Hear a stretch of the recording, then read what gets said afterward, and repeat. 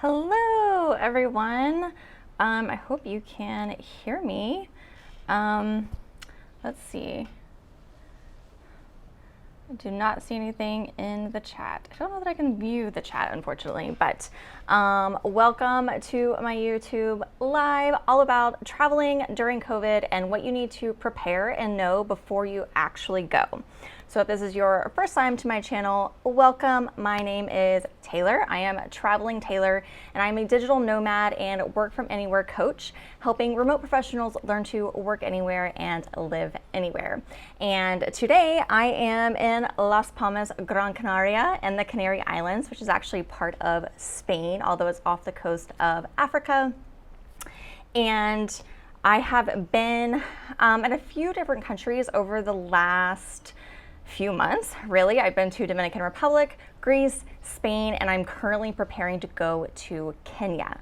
So during that time, I've done a lot of research. I've learned so much and figured out so much about what it's like to actually travel during our current pandemic COVID times. So I just want to share with you what I've learned so that if you are preparing to get started, I know a lot of people are just now thinking about traveling or getting started traveling, you have some tools to help get you started.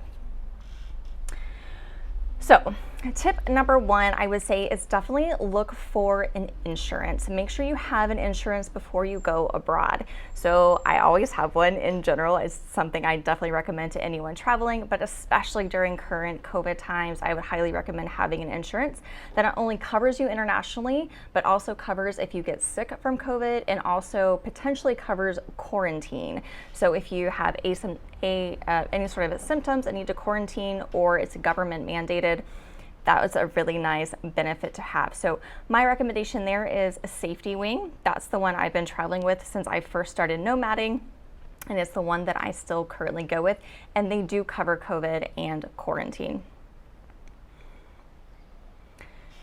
Now, so getting into like the actual details and what you need to look for.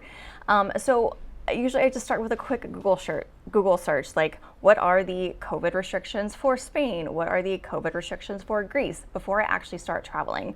That is going to give you a lot of the top current and most recent pieces of information. Things have been changing so quickly just over the last 2 years that you can find really old, outdated articles. So make sure you're finding the most recent. Of course, embassy websites are going to be some of the best for you to actually find out information, although sometimes government websites are not updated regularly. So I definitely recommend trying to find a couple of different sources that confirm whatever it is that you're finding, and that is the most recent and up to date. So the main things you want to look for are, is there a vaccine requirement? And if you're not vaccinated, then what are the stipulations? So maybe you just need a negative COVID test. Great. Sometimes you need a negative COVID test and you have to quarantine for a certain period of time. Sometimes the vaccine is fine. Sometimes you also need a COVID test in addition to the vaccine. So it's different for every single country. So I recommend figuring out what countries you're traveling to and figuring out what those specific restrictions are. So for example, for the Dominican Republic, I had to get a negative COVID test. For Greece and Spain, I only had to have my vaccination card, and that was all I had to have. And then for Kenya, my vaccination is irrelevant, and I still have to have a COVID test upon arrival. So that is what I found in the countries that I have been to recently. And so the other thing to note is that a lot of airlines are doing a really good job of providing information. So you're going to see extra emails once you book your flight through whatever airline it is. I've flown in 4 or 5 different ones now, and they are really on top of helping you make sure you have the right information before you travel. And I saw in a Facebook group actually just this morning, someone was asking like, how do they know if you're vaccinated? Like, how do they check?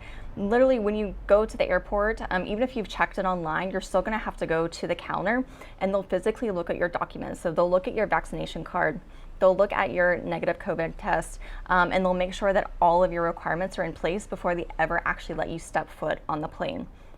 So someone is actually in my experience, looking at the physical documents.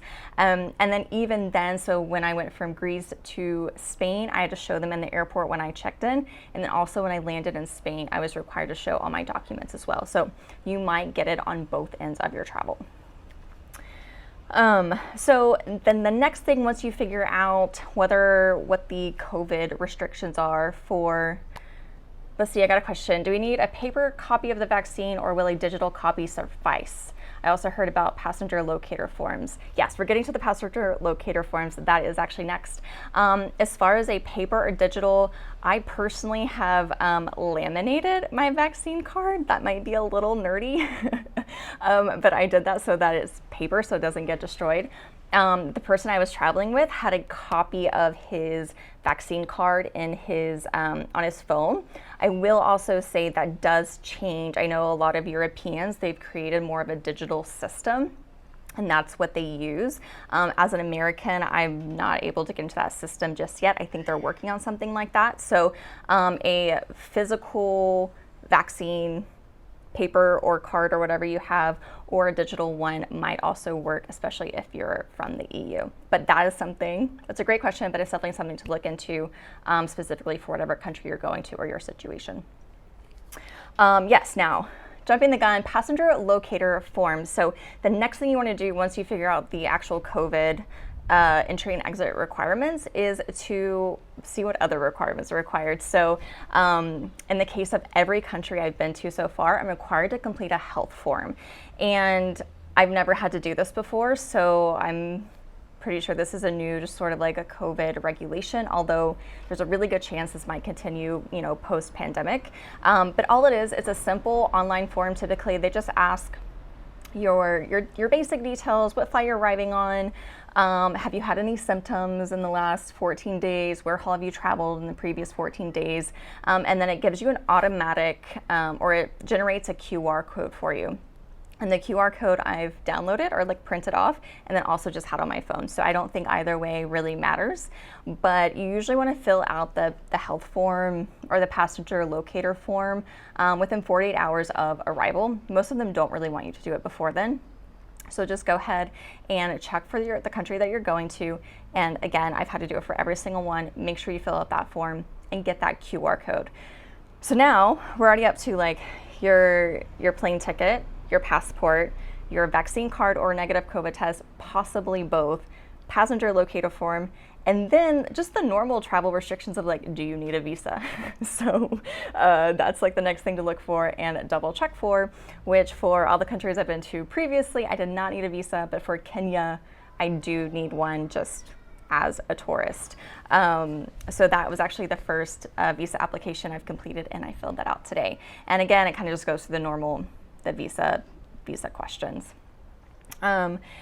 And then that is all pre-travel. That is everything you have to look up and check for pre-travel. I know it sounds like a lot. It is a bit more than I'm even used to doing, having been a nomad for 3 years, going from country to country. But what I found is the information is pretty easy to find. So for example, in the Canary Islands, there was a whole website dedicated to just COVID, or a whole page dedicated to that. And they review their restrictions on a weekly basis. And so that website was like really up to date. I got another question that I noticed that simple fabric masks were not enough on the plane itself. Do you have a similar experience? I have not had a similar experience. All of my masks are fabric masks. I do have a disposable like medical mask that I do have, but I haven't really worn it on the planes because my fabric ones are more comfortable, but that is a really good point. I have seen that in the news more frequently, that they are not wanting you to wear those. That is a really good thing to check with your airline as well before you get on the plane, because I've seen it more, the restrictions more based on airlines and less about the actual country.